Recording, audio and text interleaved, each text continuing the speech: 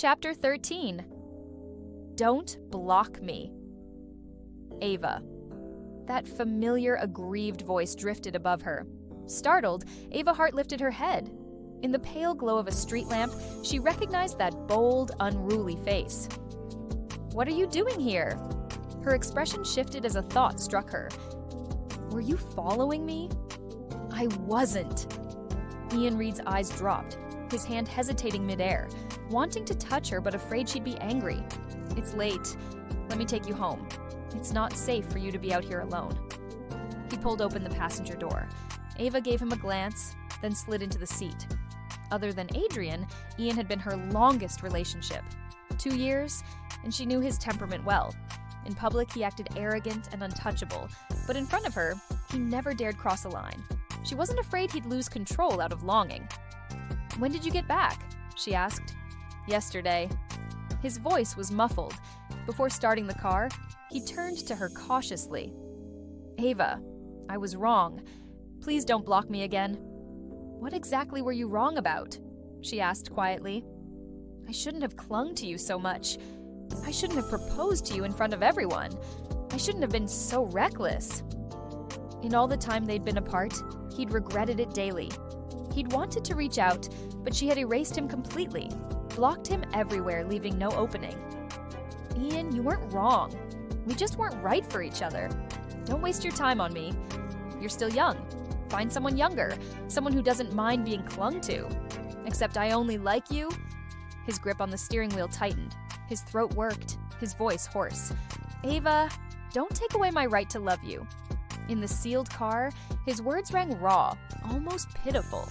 Ava never thought of herself as soft-hearted, but Ian knew how to play fragile. "Ian, I don't go back to old lovers. If you love me, there won't be a happy ending." "I don't care," he said quickly, almost desperately. "Just don't shut me out of your world." Thinking of Wesley Hale, Ava's lips curved. "Even if I date someone else? Even if I marry?" Ian's heart clenched. Of course he cared. The thought of her with another man lit jealousy like wildfire in his chest. But more than that, he couldn't stand being away from her. The days without seeing her had nearly broken him. "I won't interfere in your life," he promised solemnly. "I've graduated now. I'm not that childish kid anymore." Ava sighed inwardly. Back when they were together, Ian had treated her with endless devotion. Even after she rejected his public proposal, even after she broke up with him, he still chased her across the ocean. She didn't answer. The car pulled up to her family's villa. Ava unfastened her belt, ready to open the door, when her skirt was tugged. She looked down. Long fingers pinched a scrap of fabric, their owner staring up at her like a loyal, miserable dog. "Ava, the blacklist. I'll take you off when I get upstairs, okay?" At once his brows lifted, his eyes lighting in the dim car like sparks. Ava paused, caught off guard. "Good night, Ava. Drive safe." She stepped out, closing the door. The window rolled down, and Ian leaned out, grinning wide as he waved. She couldn't help but laugh. He really was a boy at heart, cheered up by a single word. Ava turned toward the house, crossed the front yard, and pushed open the villa door. The lights were still on in the living room. She wasn't surprised. Out carousing again? Monica Mann's brows pinched tight as her daughter entered. The faint reek of alcohol hit her nose. She covered it instinctively. The closer Ava walked, the stronger the scent. "My friends threw me a welcome back party. Mom, Dawn to tell me you'd re-up this late waiting for Dad to come home from drinks?" Ava flopped onto the sofa, propping her chin in one hand, a half-smile tugging her lips. She knew her mother too well. Monica would never wait up for her. The only one worth waiting for was Philip Hart.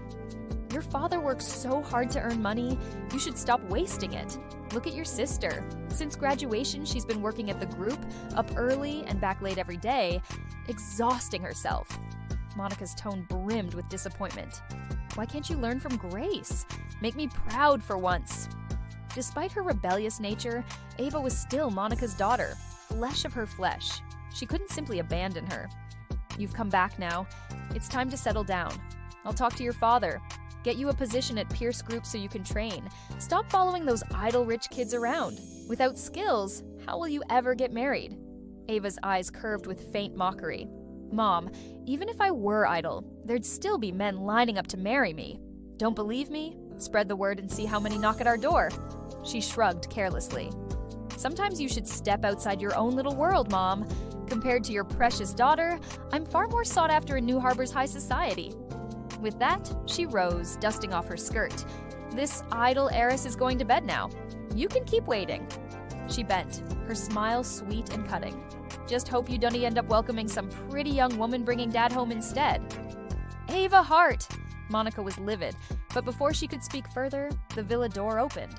Her face froze. At the entry, Philip Hart leaned heavily on the arm of his young, pretty secretary, half his weight pressing her down. The woman blushed as she struggled to support him. "Mom, looks like the one you're waiting for is home. Why so stunned?" Ava crossed her arms, smiling at the pair, though none of it reached her eyes. She caught her mother's panicked expression in the corner of her vision and laughed inside. So, this was love? How cheap. "Mrs. Hart," the secretary murmured, cheeks still red.